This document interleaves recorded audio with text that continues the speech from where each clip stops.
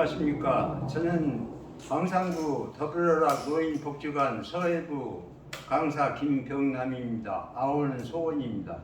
여러분들께서 서해를 시작하실 때 모두가 다 취미로서 선택한 것이겠지만은 서해를 함으로써 심신이 안정이 되고 기가 고르게 분배되어 체력에도 도움이 됩니다.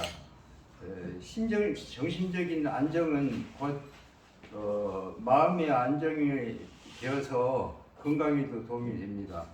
서해 종류에는 한글 서체와 한자 서체가 있는데 한글 서체도 10 몇 가지가 종류별로 있고 한자는 체별로 한 8가지 정도 서체가 있습니다. 그러면은 서예 공부를 시작하실 때 어떠한 자세로 붓을 잡고 어떻게 음필을 해서 정확한 글씨를 쓸 수 있는가 참고로 말씀드리겠습니다. 서예의 기본 자세로서는 지필법이 있습니다.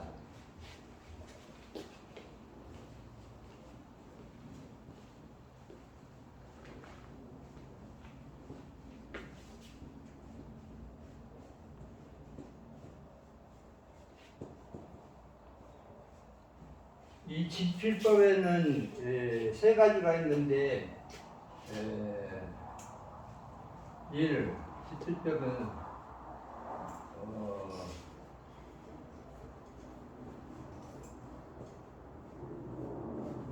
단구법,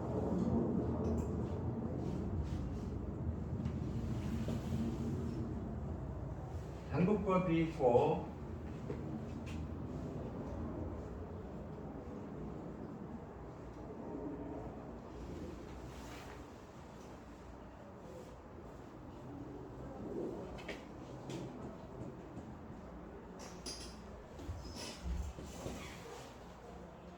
쌍구법이 있고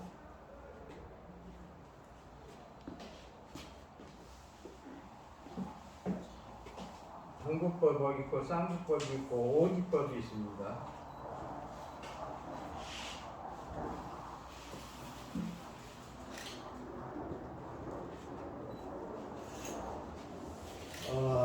단구법은 세서를 쓸 때에 이렇게 모지 식지를 하나만 이렇게 기역자식으로 붓을 직필로 해서 잡고 완법에서는 손등을 받치고 세서를 씁니다. 그 다음에 쌍구법이나 오지법은 큰 글자를 쓸 때 거리 폭이 있기 때문에 팔꿈치를 띄고 현안법으로 쓰게 되는데 그래야 이동이 자유스럽기 때문에 좋은 글씨를 쓸 수가 있습니다. 쌍구법은 식지 중지를 이렇게 기역자식으로 붓을 직필로 해놓고 잡고 씁니다. 그때 손바닥은 최대의 공간을 유지해서 달걀을 하나 쥐고 쓴 식으로 씁니다. 그 다음에 오지법은 이 4손가락을 모지, 식지, 중지, 무명지, 소지까지 전체적으로 잡고 붓을 씁니다. 잡는 법은 지필법은 그렇게 하고요.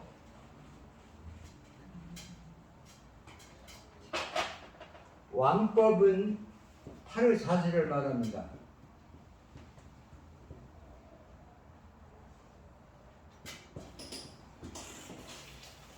완법에는 심한법이 있고 배기한다는 뜻으로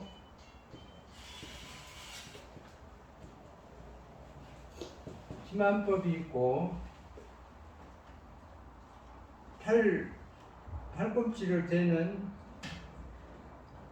제완법이 있고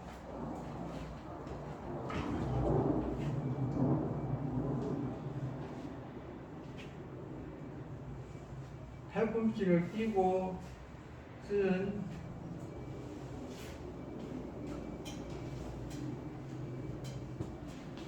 멸안법이 있습니다. 침안법은 이렇게 받치는 것이고, 지안법은 팔꿈치를 받치는 것이고, 멸안법은 팔꿈치를 들고 쓰는 것입니다. 이때 자유자재로 글을 쓸 수 있는 완법은 숙달이 되어야만 가능합니다. 쓰실 때는 어렵지만은 늘 길을 들여서 손가락 판을 자유스럽게 글씨를 지어할 수 있는 능력을 길러야 좋은 글씨를 쓸 수가 있습니다.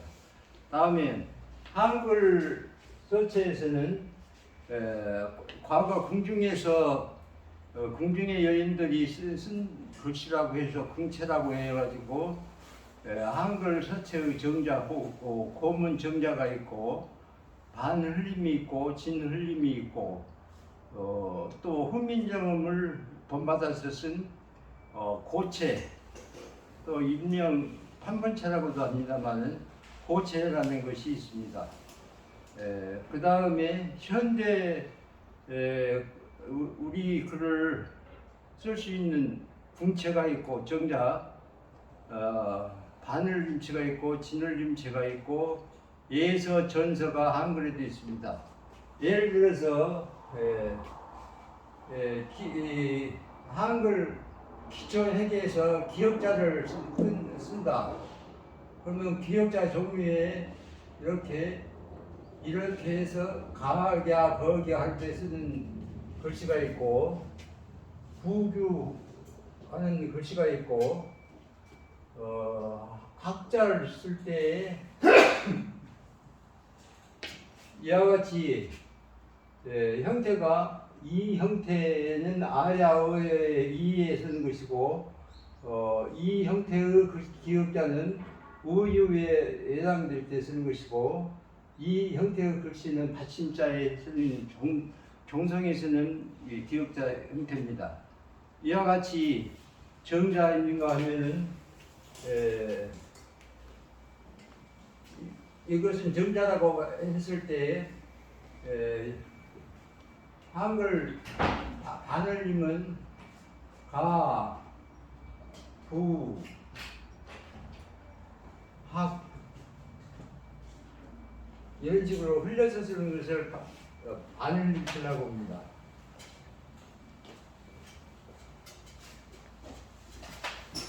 예를 들어서 한글 한자로 비교하면 초소라고 할 수 있는 진율일체는 예를 들어서 우리 나라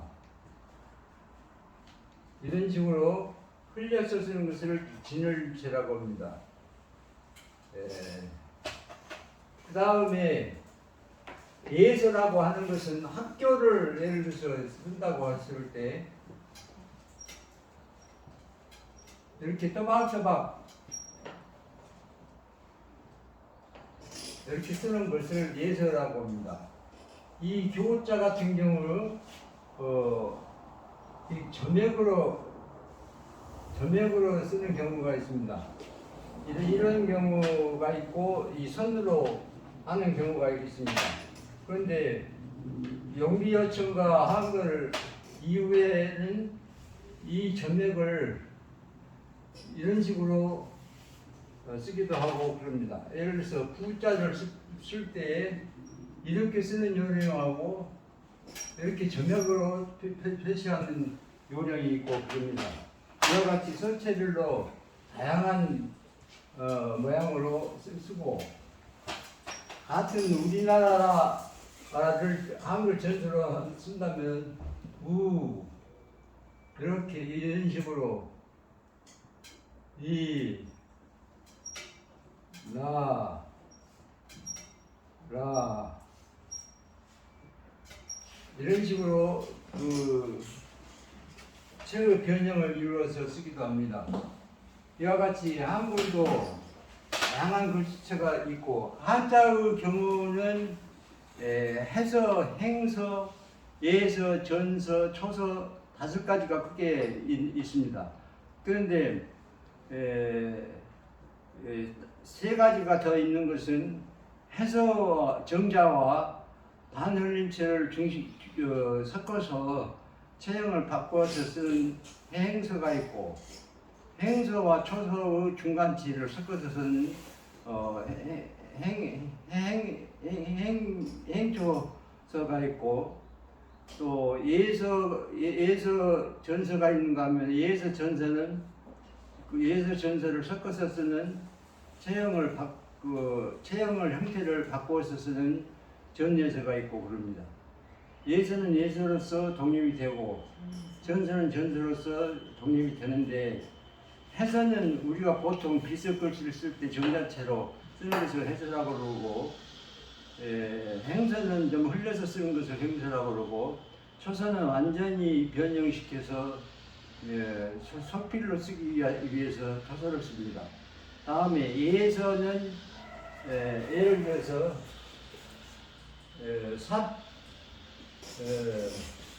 심정필정이다 하나를 보면은 이런 식으로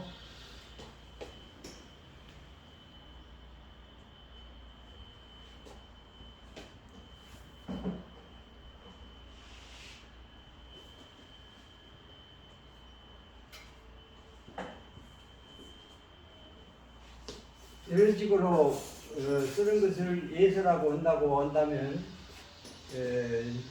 전서의 경우는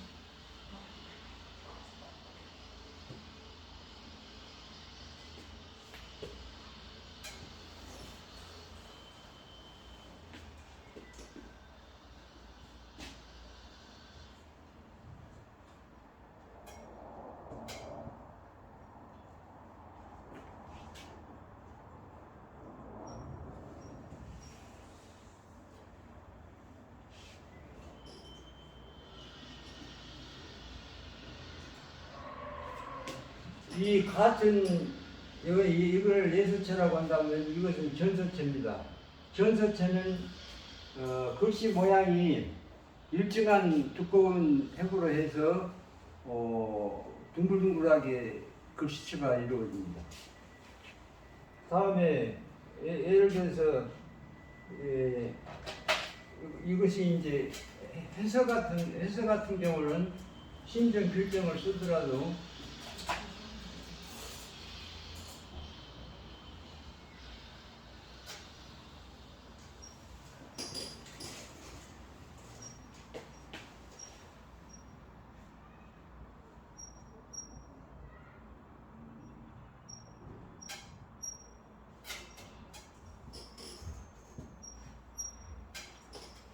이것을 해서 정자체라고 합니다. 그런데 이 행서 한글로 말하자면 흘림은 신정 필정 할 때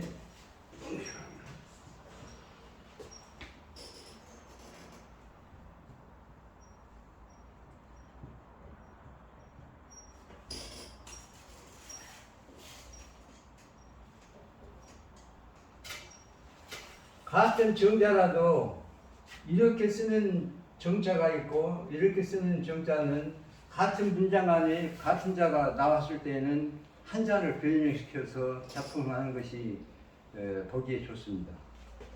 이와 같이 예서, 전서, 해서, 행서, 예를 들어서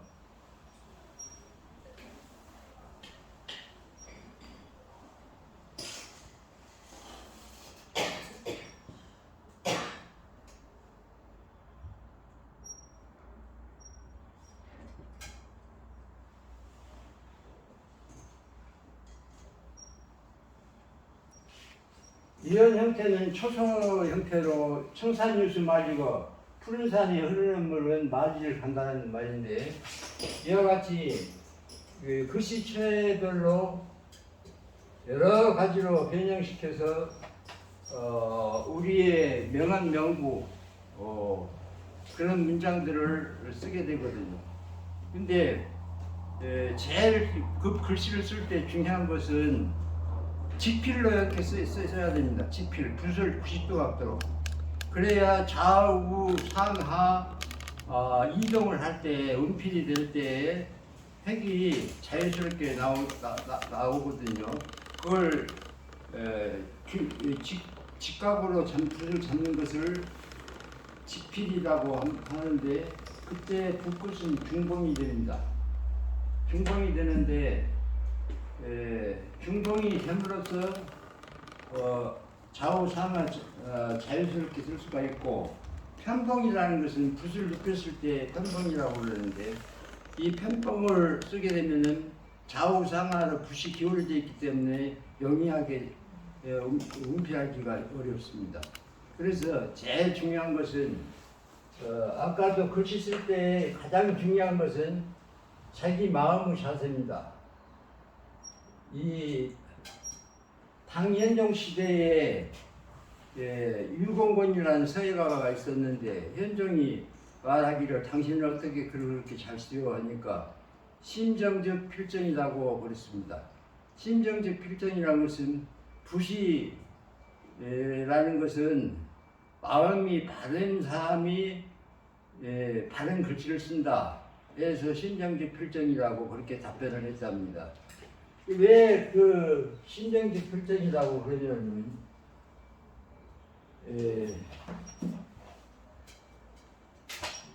심정 즉 필정이라고,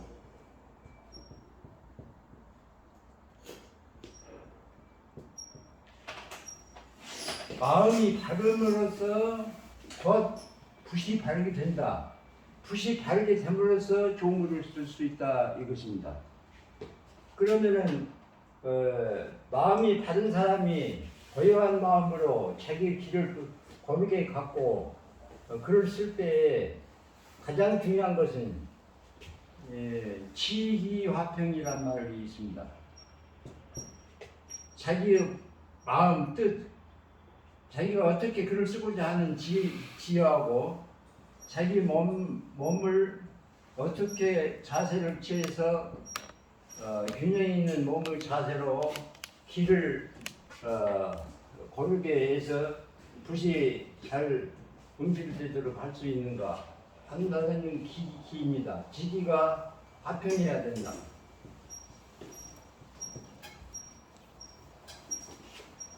자기 마음과 기가 화평하게 어우러졌을 때 자기가 쓰고자 하는 책을 낼 수 있다는 것입니다. 그 다음에 제일 중요한 것은 지기 화평하고 비슷한 말이지만은 심수상상이라는 말이 있습니다. 심수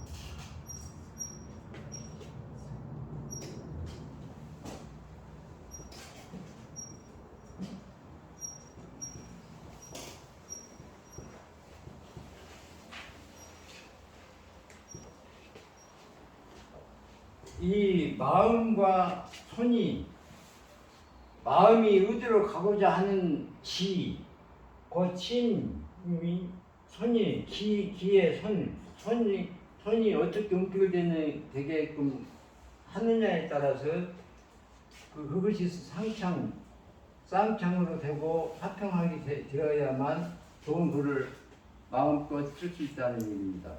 그런데 처음에 공부하신 분들은 자세도 다를 뿐만 아니라 운필하는 요령도 다르고, 또 글씨의 전체 글씨의 체형, 이 글씨의 체형을 먼저 파악하고 선과 선의 간격을 잘 결구를 잘 해야 되고, 구성을 잘 해야 되고, 선의 강약을 잘 표현을 해야 되고, 그 다음에 운필할 때 빠르게 할 것인가 천천히 할 것인가, 그 부분적으로 빨리 쓰는 핵은 빨리 쓰고 천천히 써야 할 것은 천천히 써야 됩니다. 자동차 운전을 할 때 카브길을 돌 때는 속도를 줄여야 되죠.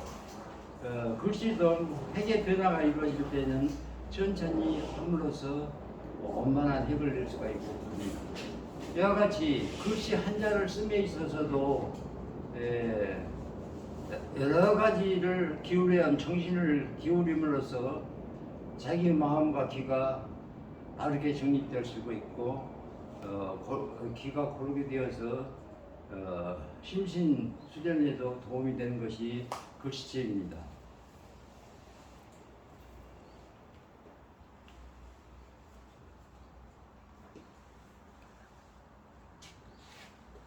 앞에서도 제가 말씀을 드렸습니다마는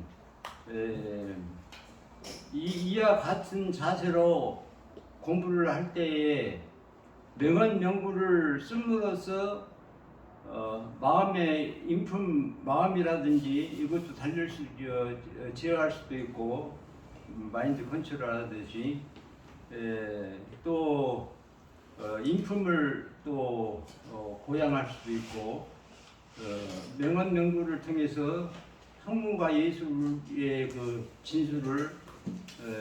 진술로 빠질 수도 있고 그래서 공부하는 사람들은 반드시 이와 같은 한자를 쓸 때에 좋은 문장이 있으면은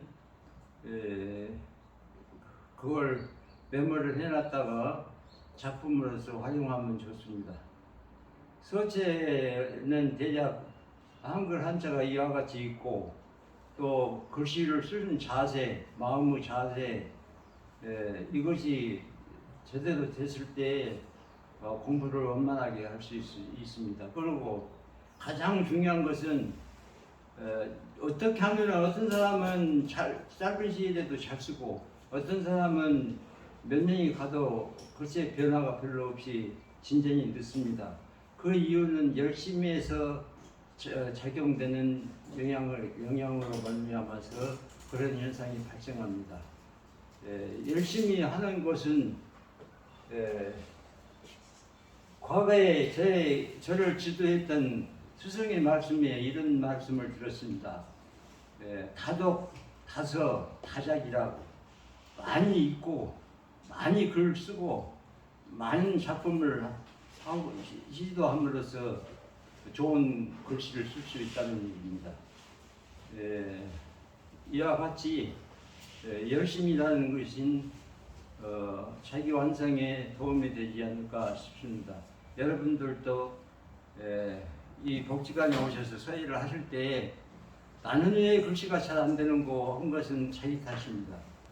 열심히 한 사람은 진도가 빨리 나갈 수 있고 그렇지 않은 사람은 진도가 늦게 나가지는 현상이 있습니다. 여기 오셔서 공부하신 분들 가운데 어떤 분들은 잘 쓰고 진도도 빠른데 나는 왜 이렇게 늦은 거 이 생각을 하신 것은 지도한 선생의 입장에서는 저들에게만 좋은 글씨 쓸 수 있도록 지도를 해드리지만은 본인이 진도가 늦는 것은 마치 말을 우물가에 시냇가에 끌고 가서 물을 먹게 할 수는 있지만 그 물을 먹고 안 먹고는 말의 의지도 중요하지 않는가 그런 생각이 듭니다. 아무튼 열심히 해서 좋은 성과를 거두시기를 바랍니다.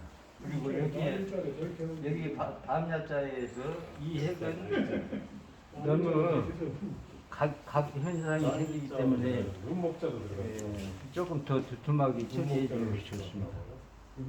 명자에